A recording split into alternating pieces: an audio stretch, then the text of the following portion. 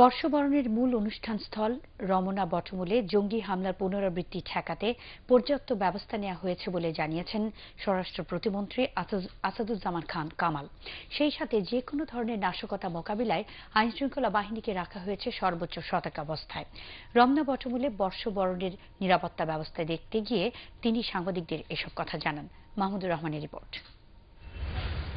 বাংলা বর্ষবরণ অনুষ্ঠানের আগের দিন আইনশৃঙ্খলা বাহিনীর সদস্যরা এভাবেই নিরাপত্তা মহড়া দেন রমনা বটমূলে।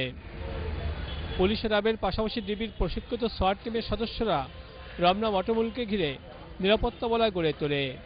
ছায়ানটের বর্ষবরণ অনুষ্ঠানকে নির্বিঘ্ন করতে সব ধরনের প্রস্তুতি নেওয়ার কথা জানান আইনশৃঙ্খলা বাহিনীর সদস্যরা। নিরাপত্তা কর্মীরা বলছেন, অনুষ্ঠানের দিনে এলাকায় থাকবে কয়েক স্তরের নিরাপত্তা। বিভিন্ন গোয়েন্দা সংস্থার সদস্যরা থাকবে সর্বোচ্চ সতর্ক অবস্থায়। রোববার সকালে স্বরাষ্ট্র প্রতিমন্ত্রী, পুলিশের আইজি, ঢাকা মহানগর পুলিশ কমিশনার ও ঊর্ধ্বতন কর্মকর্তারা নিরাপত্তা ব্যবস্থা পর্যবেক্ষণে যান রমনা বটমূলে। সার্বিক ব্যবস্থায় সন্তোষ প্রকাশ করে স্বরাষ্ট্র প্রতিমন্ত্রী বলেন, নিরাপত্তা হুমকি না থাকলেও সব ধরনের ঝুঁকি মাথায় রেখেই নিরাপত্তা ছক তৈরি করছে তারা। 2001-এ এরকম ভাবে বম ব্লাস্ট করেছিল, আমাদের কয়েকজন সেদিন নিরপরাধ মানুষ সেদিন আত্মত্যাগ করেছিল।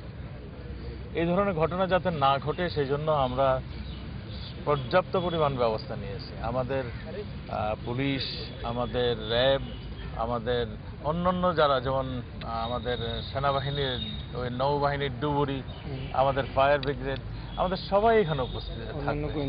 স্বরাষ্ট্র প্রতিমন্ত্রী আরও বলেন, আতঙ্কিত হওয়ার কোনো কারণ নেই। মানুষকে আশ্বস্ত করতেই এই নিরাপত্তা ব্যবস্থা। আইন প্রয়োগকারী সংস্থাগুলো প্রযুক্তির সর্বোচ্চ ব্যবহার করে নিরাপত্তা নিশ্চিত করবে। আমরা কনফিডেন্ট এবারও হবে না। নগরবাসীরা স্বচ্ছন্দে এখানে আসবে, তাদের মনের আনন্দে এখানে ঘুরে বেড়াবে, গান শুনবে, কেউ বা তাদের আত্মীয় স্বজন নিয়ে আসবে। এটাই চিরন্তন যা হয়ে আসছে তাই হবে। আমরা আশা করি যে এখানে সে ধরনের নাশকতামূলক যে প্রচেষ্টা, সেটাকে আমরা নিয়ন্ত্রণ করার জন্য আমরা যথেষ্ট পরিমাণ সজাগ রয়েছি। বর্ষবরণের দিন রমনা বটমূলের মূল অনুষ্ঠানস্থল প্রবেশের সকল গেট ও আশপাশের রাস্তায় সন্দেহভাজনদের গতিবিধি পর্যবেক্ষণে পুলিশের র্যাবের অর্ধশতাধিক ক্লোজ সার্কিট ক্যামেরা সচল থাকবে। বিস্ফোরক শনাক্ত করতে আসওয়ে র্যাবের ডগ স্কোয়াড থাকবে প্রস্তুত। আকাশপথে টহল দেবে র্যাবের হেলিকপ্টার। এছাড়া ঢাকা বিশ্ববিদ্যালয়ের টিএসসি চত্বর, চারুকলা ইনস্টিটিউট ও ধানমন্ডির রবীন্দ্র সরোবরেও থাকবে কঠোর নিরাপত্তা।